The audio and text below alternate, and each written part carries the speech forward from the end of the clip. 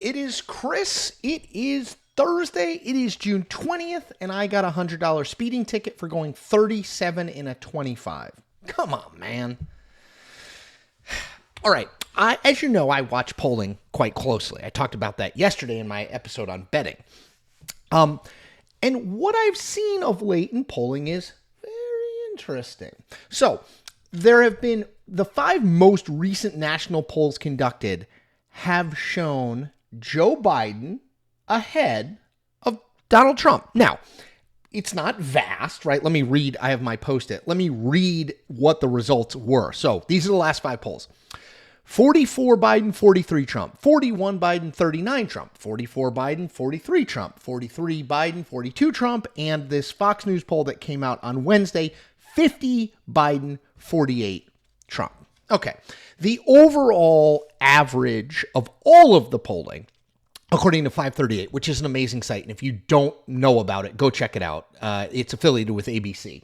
The average right now has Trump with a 0.1% lead. 0.1%. So the race is tied.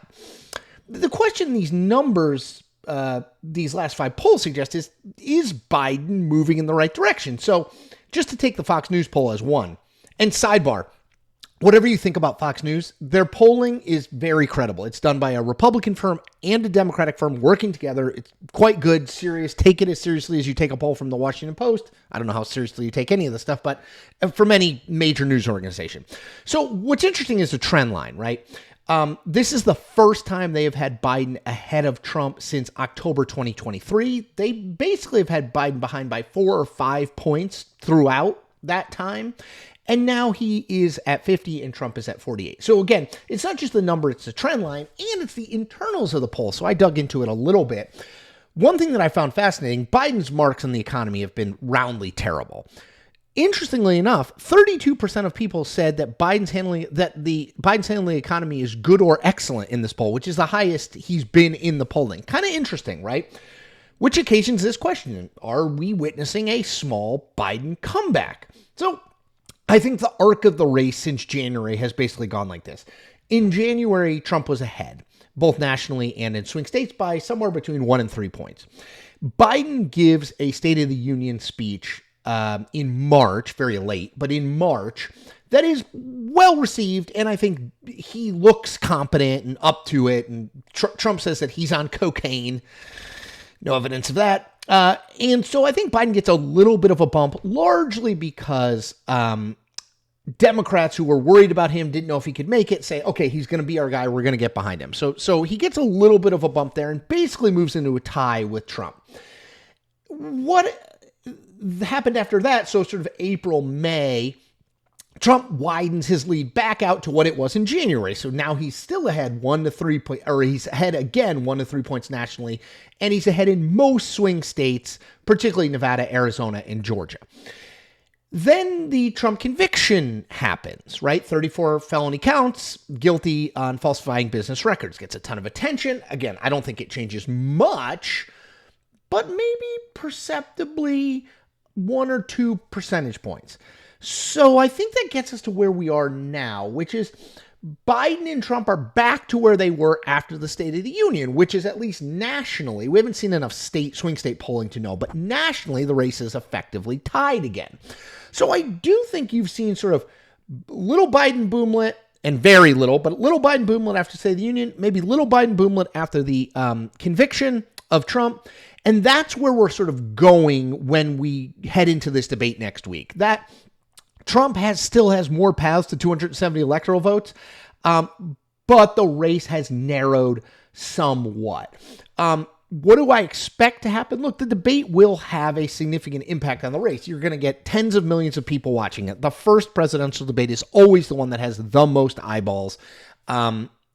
This one, obviously, the race is between a president and a former president, right? It's drawn a huge amount of attention. People want to see how Biden looks. They want to see what Trump says. So I think you're going to get, 60, 70 million people watching this, which is by far more than you will have on any other political event this year. So when you have that many people watching, things can change. I don't think they're going to change drastically, But again, we don't need drastic change for it to make a difference in this race because it's going to be close, and 20, 30, 50,000 votes are going to make a huge difference in a state like Wisconsin. So I think we need to assume that going into the debate, the race is effectively a toss-up. Maybe like a pinky nail for Trump. Still think Trump has more paths to 270, as I said. So a pinky nail for Trump, but basically a toss-up, which is an improvement for Biden. Which means the debate will matter even more, right? Because it's effectively a jump ball. And I think the debate will impact sort of how we go into the rest of the summer. You know, do we go into the rest of summer? Does the race return to where it was? Trump ahead by 1-3 nationally and ahead in swing states? Or do we keep this toss-up? Or do we even see Biden maybe go ahead? Remember, after this debate, the race will sort of go into a deep freeze for the summer. People start to go on vacation in July, particularly in August. They don't start paying attention to politics at all until after Labor Day. So whatever the race looks like sort of a week after the debate is probably where it's going to be after Labor Day. That's sort of when the starting gun for the final sprint goes off, that's where it's going to be. So very interesting. So yeah, maybe a marginal Biden comeback here.